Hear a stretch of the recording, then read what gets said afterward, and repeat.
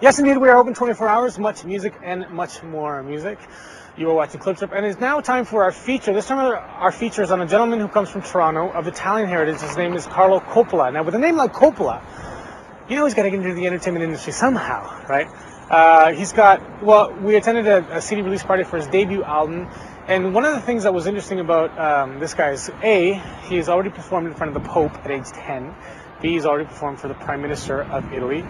And B, he's embarking, or had embarked at this time, on his very first European tour, very first Italian tour. He was born in Canada and had never, in fact, been to Italy before. And basically, we talked a lot about that, his musical styles and his influences. This is our feature, Carlo Coppola, on Clip Trip.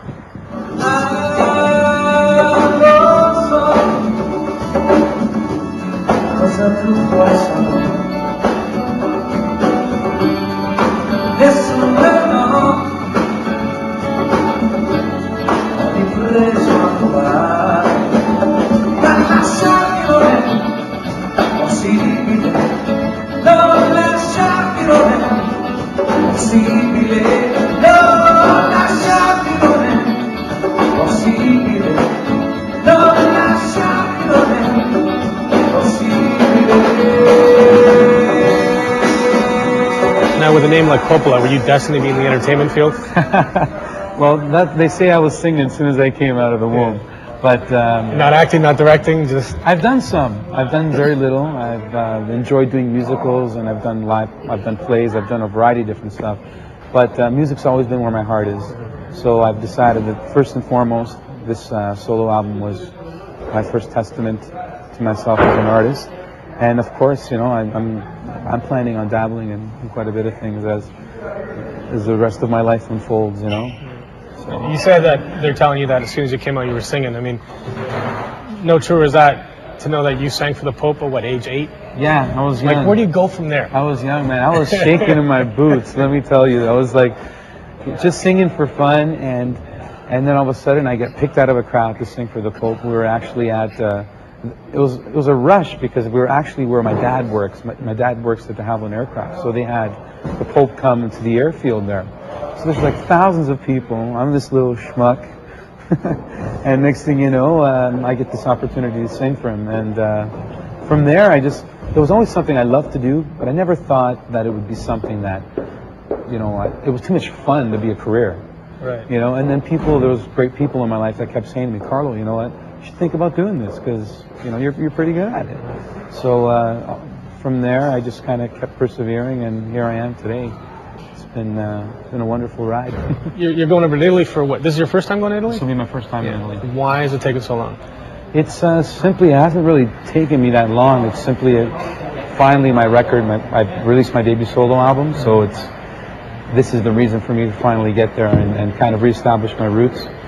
Find out where I came from, see where my parents were born. Mm-hmm. But it's funny how you say that, because I've known Italians that are like fifth generation Canadian or first generation American, and they still say they're Italian. Mm-hmm. Why do you think the Italians have that embedded in so deeply? I think there's a passion just overall in the culture, just for life.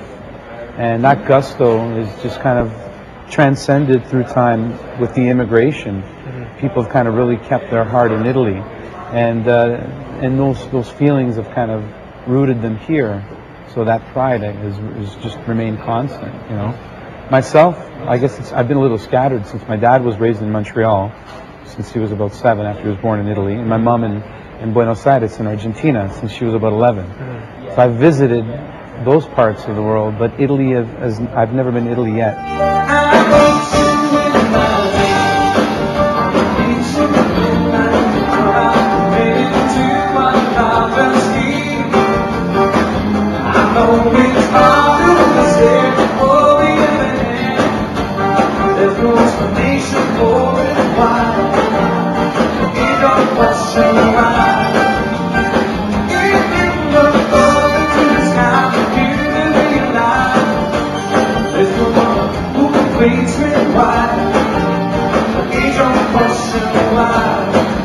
No, I tell you, man, when the first time I heard the Beatles, I was just like, wow, I know what I want to do, man. I want to be in a band. So definitely, and just their songwriting, just their collaboration, John Lennon and Paul McCartney, just what a duo songwriting team.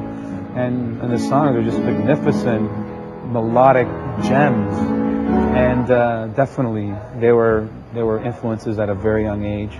And then being a piano player, I started off playing piano. Then like a variety of different piano players, singer-songwriters started influencing me. Guys like Elton John, Billy Joel, Supertramp, and Queen, stuff like that.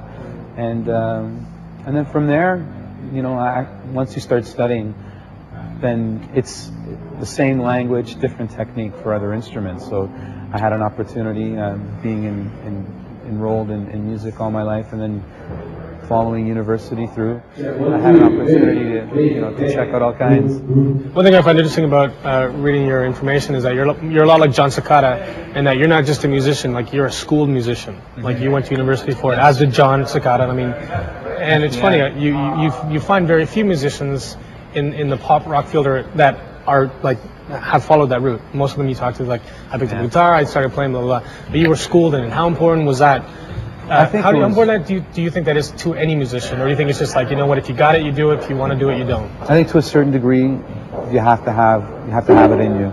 I think people really feel that energy and that passion. And schooling is great, but it can't teach your guts. It can't teach your heart. To a certain, but schooling definitely opened up my mind. It opened up my mind to a lot of different music, and all of those experiences. I studied. I sing in Italian, Spanish, French, English. I studied German opera.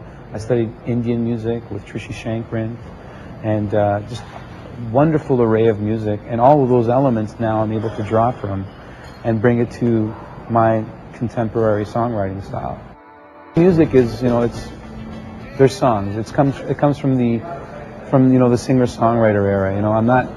I'm not doing something that's like so innovative in a sense. I'm a songwriter and I'm a performer.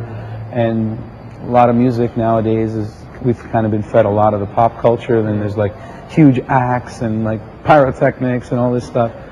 But back in the day when a guy would be able to sit down with a guitar and move you, sit at the piano and sing something, that's where I kind of come from. In a day and age when everyone who sings in a different language is like doing everything in English, like you got Ricky Martin the last little while, Shakira's coming out with an English album, Paulina Rubio's coming out with an English album. Yeah. You decided to release your first single in Italian.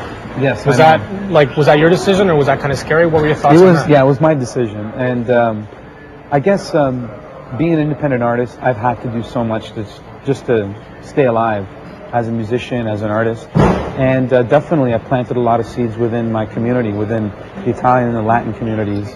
And I wanted to just represent what it is that I am and who it is that I've been all my life, and take those elements and just, remain true. So I decided, the Italian song would be a cool approach, and it kind of ties in and gets the support from my community as well. So hopefully it can kind of start spilling over a little bit,